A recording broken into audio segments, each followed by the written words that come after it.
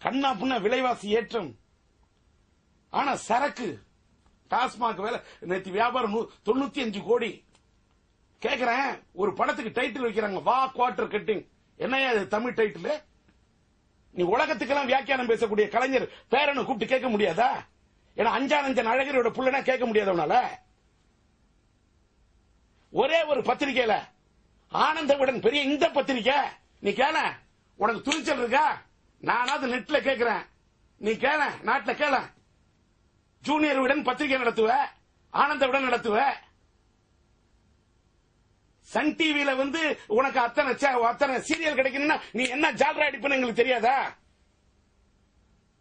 என் தொலைக்காட்சி வரத்துக்கு முன்னாடி விமர்சனம் பண்றது நீ யாரு? படத்துக்கு விமர்சனம் எழுதுற, எல்லா படத்துக்கும் மார்க் போடுற. நீ மார்க் போடுறதுக்கு நீ எந்த யூனிவர்சிட்டி படிச்சிருக்கிற? உனக்கு என்ன சினிமா எடுக்க தெரியும்? எஸ்.எஸ். வாசன் சம்பாதிச்ச சொத்தை அடிச்சதுதான் எஸ்.எஸ். அவரோட பையன் பாலன்.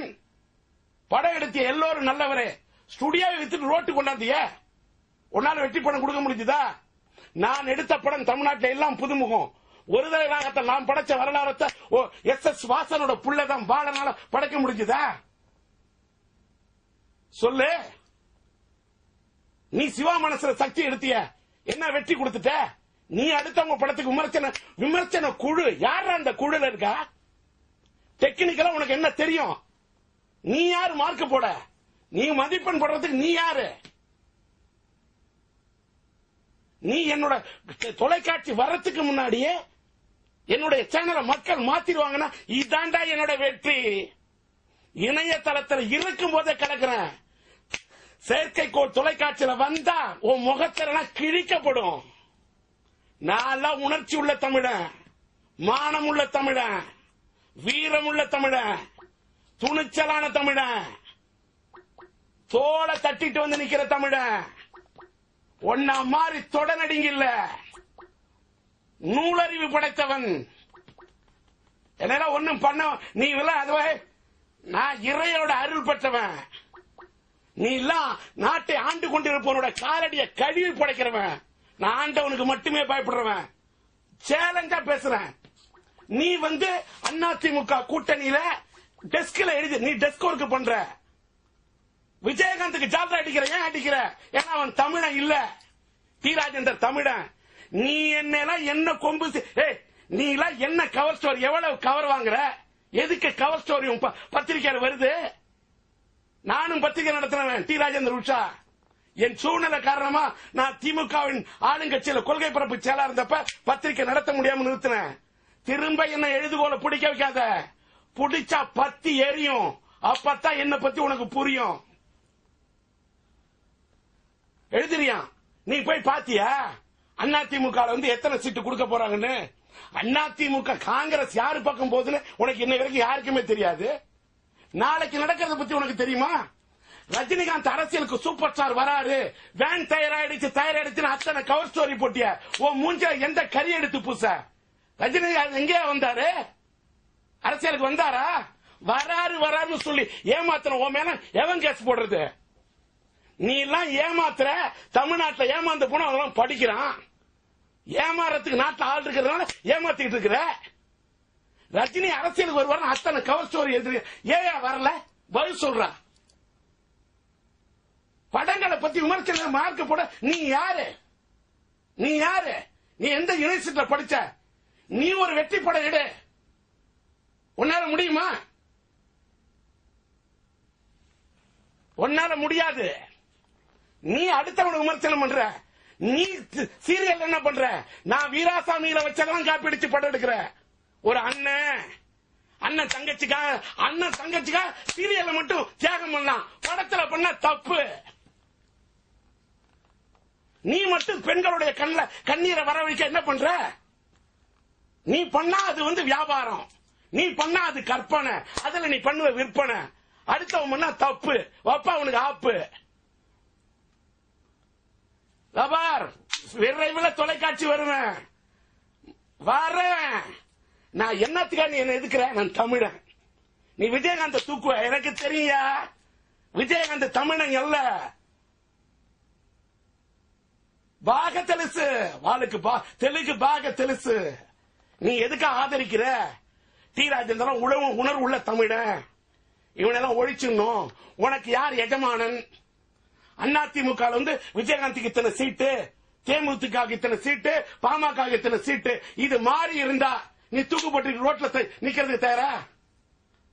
சேலஞ்ச் பண்ணி கேக்குறேன்.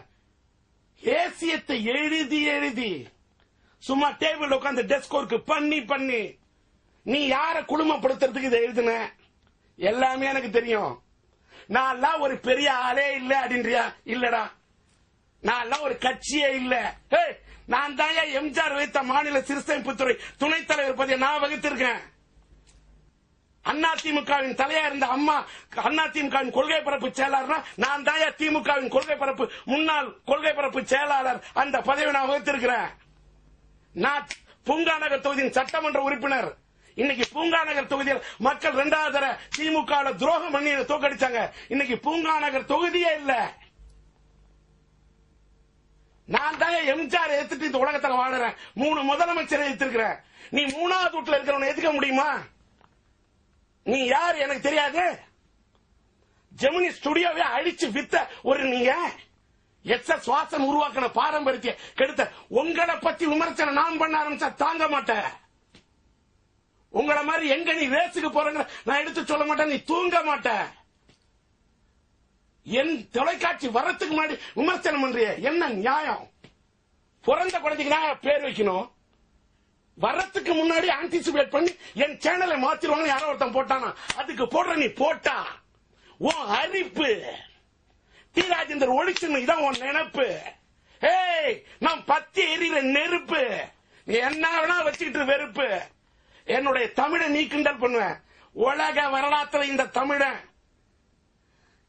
நான் மேய்க்க புடிச்சா எழுதி வைக்காம பேசுற நீ பேசு. உனக்கு வசனம் எழுதுன 100 பேரு. நான் எழுதுறேன். நான் எழுதுனத பேசுறேன். நீ அடுத்தவன் எழுதுன வச்சு பொழைக்கிற. உனக்கு அடுத்தவனோட கற்பனையை வச்சு விற்பனை பண்ற உனக்கே அந்த தில் இருக்குன்னா தைரியமா பேசுறியா? டிவில இணையதளம் பாக்கிறது எத்தனை பேருங்கிறத விட்டுரு. உன்னை புடின்னு பிடிக்கிறேன். உன்னோட என்ன நியாயம் இருக்கு? திரைப்படங்களுக்கு மார்க்க போட நீ யாரு? உனக்கு என்ன அருகதை இருக்கு? என்ன அருகதை இருக்கு? எஸ் வாசன் புள்ள நீ எல்லாரும் நல்லவரே ஒரு படம் எடுத்த 3 மொழியில் எடுத்த நடு ரோட்ல சந்தியில நிறுத்தி ஸ்டுடியோ வித்துட்ட. நீ என்ன படைப்பாளி? படைப்பாளிங்கிறவனுக்கு ஒரு படம் வெற்றி பெறும், தோல்வி பெறும். ஒருதலை ராகன்ற படத்துல ராஜேந்திரனுடைய ஒன்மேன் ஷோயா எல்லாமே புதுமுகம். இவன் பாடின பாட்டு, இவன் எழுதின எழுத்து எல்லாமே புதுமுகம். தயாரிப்பாளர் புதுசு, இசையமைப்பாளர் புதுசு, கதாநாயகன் புதுசு, கதாநாயகி புதுசு. வருட கணக்கில் படம் ஓடிச்சு. சரித்திரமா இல்லையா? இன்னைக்கு வரைக்கும் எந்த பெரிய நடிகரை நம்பி படம் எடுக்காம ராஜேந்தர் 30 ஆண்டுகளுக்கு மேல திரையுலகத்தில் தாக்குதல் பிடிச்சிருக்கான். நீ வீராசாமிய வெச்ச பரிச்சைன்னு எழுதினிய. வீராசாமி கரெக்ஷன் உங்களுக்கு தெரியுமா?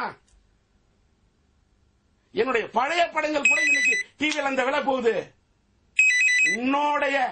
நீ உன்னோட ஜகத்தை என்ன அரசியலும் சரி, சினிமாலையும் சரி, சின்ன திரையும் சரி, உம்மால ஒண்ணும் பண்ண முடியாது. இது சேலஞ்சு. ஹலோ ஆமா ஆமா சார், நான் இந்த ப்ரோக்ராம் ஸ்டார்ட் பண்ணதுலேருந்து ஸ்கைப்ல ட்ரை பண்ணிட்டு இருக்கேன். கனெக்ட் பண்ணவே முடியல.